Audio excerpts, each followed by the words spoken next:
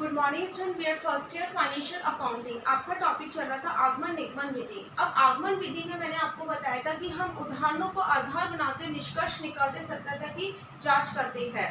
अब बात आती है निगमन विधि। तो निगमन विधि के जो प्रणेता है वो कौन है? दार्शनिक अरस्तु है।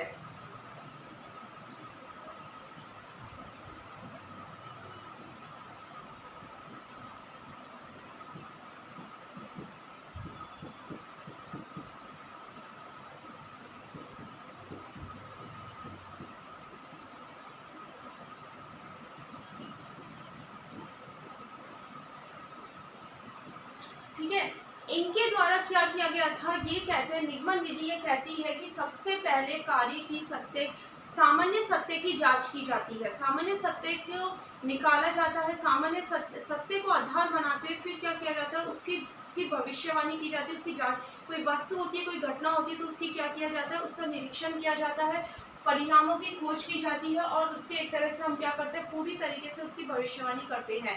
मतलब ये जो निगमन विधि होती है पूरी की पूरी अध्यापक केंद्रित होती है, क्योंकि इसमें एक तरह से मात्र प्राणी जो होता है, प्राणी को ही सब कुछ माना गया है कि प्राणी जो होता है वो सब उस चीज को निकालता है। मतलब एक कोई कंटेंट होता है या जो भी होता है, मतलब हम ये कह सकते हैं कि पूरे के पूरे सारांश के रूप में उस क्राइटेरिया को बाहर निकाल के लाता है और उसका निष्कर्ष निकालने की कोशिश करता है। तो अरस्तु के द्वारा अरस्तु ने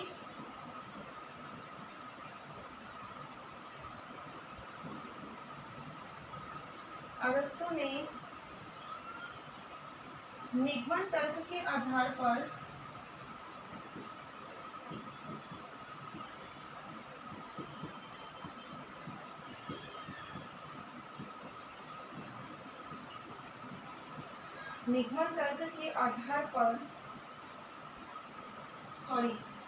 निर्गमन तर्क के समवाक्य का प्रयोग किया।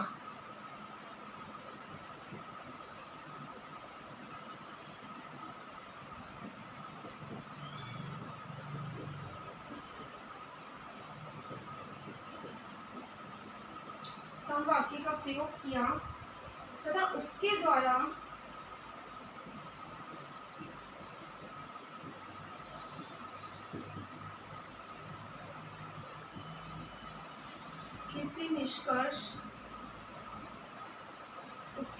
किसी निष्कर्ष की वैधता की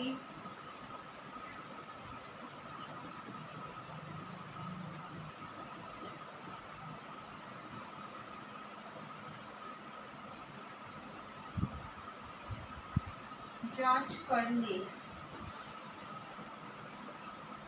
फिर देखा जाता है निगमन विधि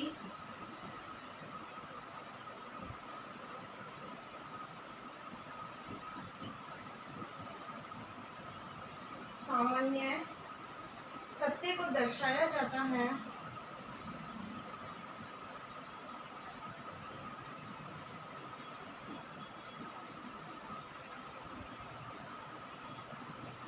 और उस सामान्य सत्य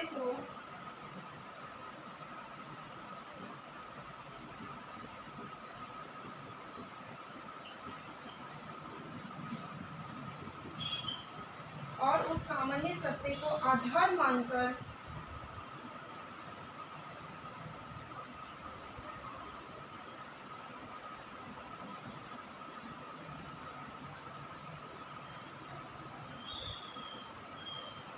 किसी विशिष्ट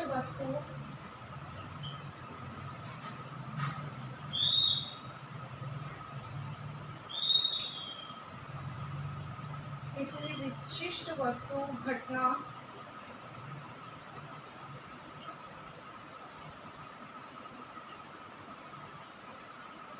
व्यक्ति के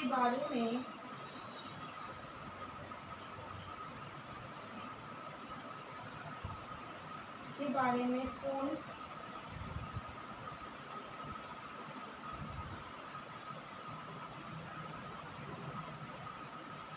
निष्कर्ष स्थापित किया जाता है। देखो, निगमन विधि के जो अरस्तु है वो दार्शनिक प्रणेता है और अरस्तु ने निगमन तर्क के संवाक्य का प्रयोग किया। उनके अनुसार किसी निष्कर्ष की वैधता की जांच कर ली जाती है। मतलब निगमन विधि जो बताई गई अरस्तु ने, उन्होंने बताया क्या गया कि सबसे पहले जो भी कंटेंट होता है हम उसकी वैधता की जांच करते हैं, मतलब सत्यता की जांच करना निगमन विधि कहलाता है। निगमन विधि के जो निगमन विधि में क्या होता है, सामान्य से विशिष्ट की ओर चलते हैं जेनरे के अनुसार। तो निगमन विधि कहती है कि सामान्य सत्य को दर्शाता है और उस सामान्य सत्य के बिहाफ पर ही, उसको आधार मानकर ही किसी विशेष वस्तु हो, घटना हो या व्यक्ति हो, उसके बारे में पूर्ण निष्कर्ष स्थापित किया जाता है। मतलब निगमन विधि ये कहती है कि पूरी की पूरी तरीके से सत्य की जांच करके उसका क्या करना, बेसिकली उसका निष्कर्ष निकालना, उसका भविष्यवाणी करना बेसिकली क्या कहलाता है, निगमन विधि कहलाती है। कि कोई कंटेंट होता है तो हमें फैक्ट नहीं पता, मतलब हमें जब किसी कंटेंट का कोई समस्या होती है, जो भी होता है उसकी जब हमें सत्यता की जांच करनी होती है तो हम किसका उपयोग करते हैं, निगमन विधि का। मतलब एक तरह से गहन अध्ययन करना ही निगमन विधि कहलाती है। फिर इसको प्रेजेंट करते हुए प्रोफेसर बोलगार्ड के अनुसार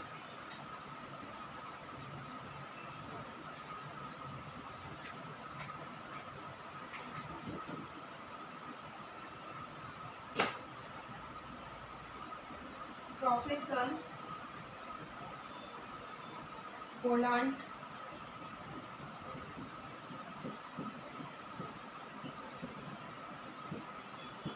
के अनुसार वास्तविक संसार जटिल है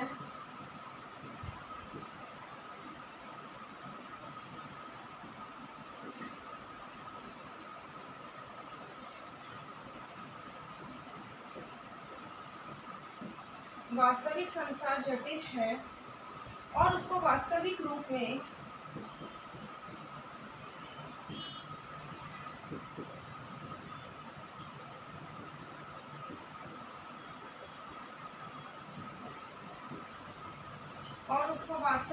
में एकदम नहीं माना जा सकता।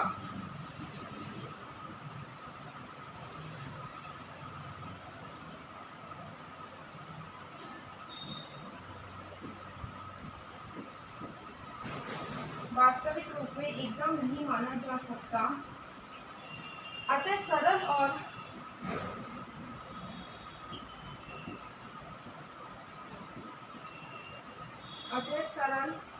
कम वास्तविक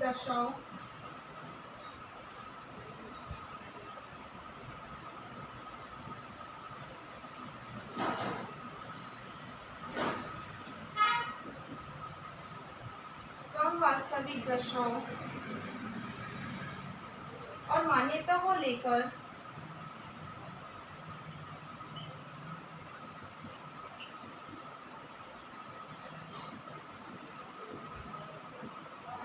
मान्यताओं को लेकर चलते हैं, फिर धीरे धीरे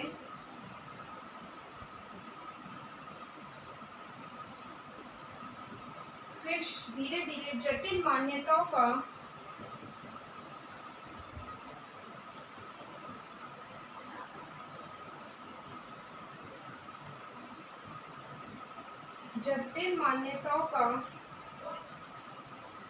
समावेश करते जाते हैं। समावेश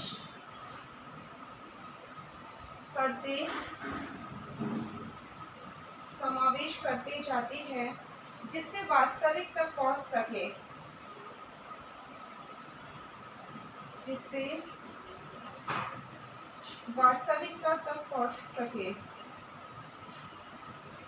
वास्तविकता तक पहुंच सके। मतलब प्रोफेसर बोलांग बोलते हैं कि वास्तविक संसार क्या है, जटिल है और इस जटिलता की वजह से वास्तविक रूप में एकदम नहीं माना जा सकता। मतलब वास्तविक संसार क्या होता है, जटिल होता है और उसको वास्तविक रूप में एकदम नहीं माना जा सकता। अतः सरल और कम वास्तविक दशाओं और मान्यता को लेकर क्या करते हैं, हम चलते हैं। मतलब कहने का मतलब ये बोलांड के अनुसार कि जो वास्तविकता हमारे सामने है वो सामान्य नियमों की तरफ जाती है। तो तात्पर्य है कि जो चलते हैं वो सामान्य से जटिल की ओर चलते हैं। मतलब हमारा जो कंटेंट होता है वो सामान्य से जटिल के होता है, क्योंकि हमारा जो संसार है वो जटिल है। अब उस जटिलता को कम करने के लिए हम पहले सामान्य नियमों की तरफ आते हैं और फिर उस जटिलता से क्या करते हैं, भविष्यवाणी करते हैं, निष्कर्ष निकालते हैं। तो सरल और कम वास्तविक दशाओं और मान्यता को लेकर चलते हैं। पहले जो सिंप्लीफाई होता है, नॉर्मली होता है, जैसे ये फाइनेंशियल अकाउंटिंग है। अब वित्तीय लेखांकन में जो सामान्य नियम होते हैं, तो हम पहले नॉर्मली सामान्य नियमों की तरफ ही चलते हैं। जब सामान्य नियम हम देखते हैं, दशाएं हम देखते हैं, मान्यताओं को लेकर चलते हैं, उसके बाद हम धीरे धीरे जटिल मान्यता का समय, मतलब सबसे पहले हम वित्तीय लेखांकन का बेसिक कॉन्सेप्ट का अध्ययन करते हैं। बेसिक कॉन्सेप्ट के बाद इसके अंदर जो भी सिद्धांतों का प्रयोग किया जाता है उसकी तरफ हम लेके जाते हैं बच्चों को, और प्रैक्टिकली उससे उसे एक तरह से अकाउंटिंग पेपर में हम उस चीज घटना को बताते हैं। तो मतलब कहने का तात्पर्य सरल से जटिल की ओर चलता है। और मेन चीज ये आती है जेवंस। जेवंस ने निगमन विधि को एक तरह से, इस विधि को अज्ञान से ज्ञान की और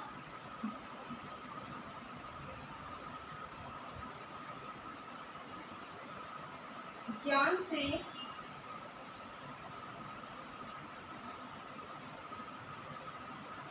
अज्ञान से ज्ञान प्राप्त करना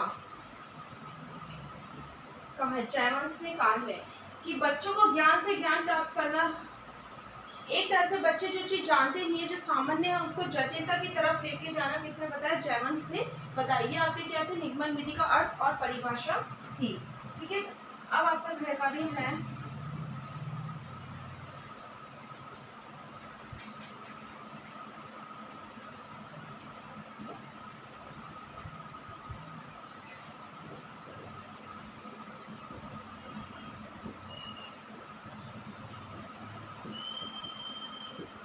निगमन विधि का अर्थ स्पष्ट करते हुए